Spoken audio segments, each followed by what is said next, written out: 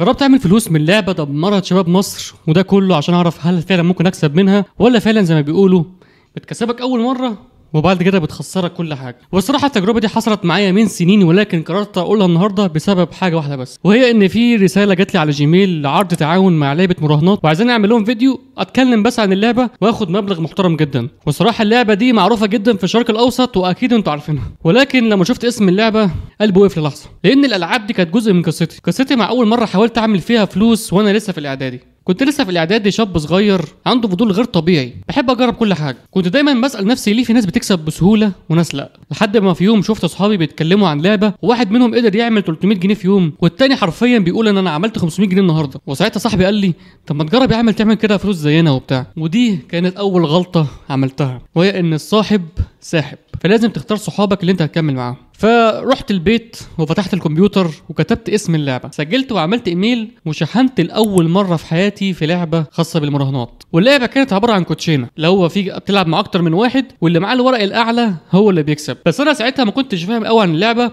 واليوم الاول قعدت افهم كل حاجه عنها لحد ما في اخر اليوم بدأت فعلا ألعب بالفلوس اللي أنا شحنتها. وساعتها لأول مرة في حياتي كسبت أكتر من 1000 جنيه في يوم واحد، والكلام ده كان من سنين، يعني يعتبر دلوقتي في مثلا في حوار 10000 جنيه في يوم. وانا ما كنتش مصدق نفسي صراحه. اشتريت كل حاجه كان نفسي فيها، كنت بعزم صحابي ومعايا فلوس مش عارف اوديها فين. كنت حاسس ساعتها ان الدنيا فتحت لي باب السر، ولكن ما كنتش عارف ان اللي جاي هيكون من اسوأ لحظات حياتي، لان اللي انا ما كنتش فاهمه ان دي مش مجرد لعبه، ده حرفيا نظام نفسي متصمم بحرفنه من دكاتره نفسيين، نظام نفسي عشان يسرقك من جواك قبل ما يسرق فلوسك. والنظام ده اسمه دوبامين لوب، يعني كل مره بتكسب فيها او حتى انك تقرب تكسب دماغك بيفرز هرمون اسمه هرمون السعاده. والهرمون ده بيجي حرفيا لما بتحقق حاجه حلوه حصلت لك في حياتك، سواء مثلا نجحت في حاجه او حققت حاجه حلوه في حياتك. ولكن لو الهرمون ده اتفرز بزياده عن اللزوم فساعتها هيقلب النفع بتاعه لضرر، لان دماغك حرفيا متعود على نسبه معينه من الدوبامين ده. والمشكله اللي بتحصل للناس اللي بتلعب اللعبه دي انهم بيعودوا دماغهم على نسبه دوبامين عاليه جدا كل مره، فخلاص هم اتعودوا على النسبه دي، عشان كده بيرجعوا تاني، مش عشان بس الفلوس، لا عشان كمان يحسوا نفس الاحساس اللي بيجي لهم لما بيلعبوا او حتى لما بيكسبوا. وانا بالنسبه لي كنت فاكر ان انا عايز اعوض اللي خسرته، لكن في الحقيقه انا كنت عاوز احس نفس الاحساس ده تاني. وللاسف بعدها بفتره بدات اشحن تاني وتالت ورابع، لدرجه ان انا كنت داخل دايره حرفيا ما بطلعش منها. والدايره دي يمكن قعدت فيها سنه، والفلوس اللي بدل ما اصرفها على نفسي وحياتي كنت بصرفها على اللعبه. ده غير احيانا كنت انا باخد فلوس الدروس عشان اصرفها على اللعبه. ومن كام يوم في واحد صاحبي بيحكي لي ان قريب سبب ان هو كان بيلعب لعبه مراهنات وكان عليه فلوس كتير جدا لدرجه ان هو ما استحملش وقرر ان هو، وللاسف خد حبه كده معينه، ولكن اول ما حطها في بقه ساعتها راح رميها. ولكن للاسف في شويه نزلوا في معدته وراح للمستشفى، توفاه الله. هو الحاجه الوحيده اللي انا اقدر اساعده بيها انكم يا جماعه تدعوا له وان ربنا يرحمه. وبالنسبه لقصتي، بعد ما لعبت اللعبه دي في يوم من الايام فجاه عملت اكتر من 10000 جنيه في يوم.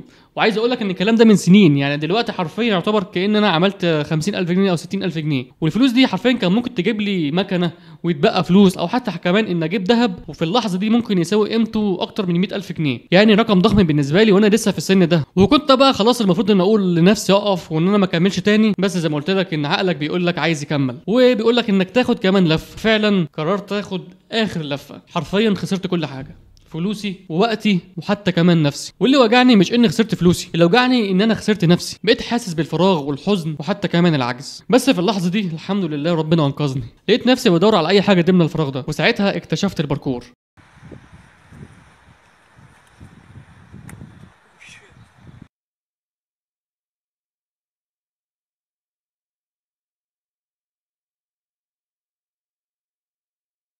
رياضة حسستني بشعور الدوبامين تاني، بس الفرق ان المرة دي كانت بتعب حقيقي ومجهود فعلي. كل مرة بتعلم حركة جديدة بحس بنفس الشعور ده تاني. واتمرنت الرياضة دي لأكتر من 5 سنين، لدرجة ان الحمد لله بقيت نوعا ما لاعب باركور محترف، وبعدت تماما عن لعبة المراهنات اللي انا كنت بلعبها، واهتميت بحاجة تنفعني تنفع نفسي. وبعد سنين دلوقتي لما جات لي رساله الاعلان من اللعبه اللي خاصه بالمراهنات، ساعتها الصراحه انا كنت بين قرارين. بس الاول ما تنساش تدعمني بلايك واشتراك عشان ده الصراحه بيساعدني جدا. قرار يا اما بقى اعمل الاعلان فعلا واخد مبلغ محترم جدا، وساعتها انا بقى بينه وبين نفسي انا كده خدت الفلوس بقى مش هيفرق معايا الناس، او ان فعلا اعمل الصح. ولكن الصراحه انا كنت خايف من الرياء، يعني لو انا رفضت الاعلان ده هل برفضه فعلا عشان ضميري ولا عشان الناس تقول عليا برافو وانت راجل محترم.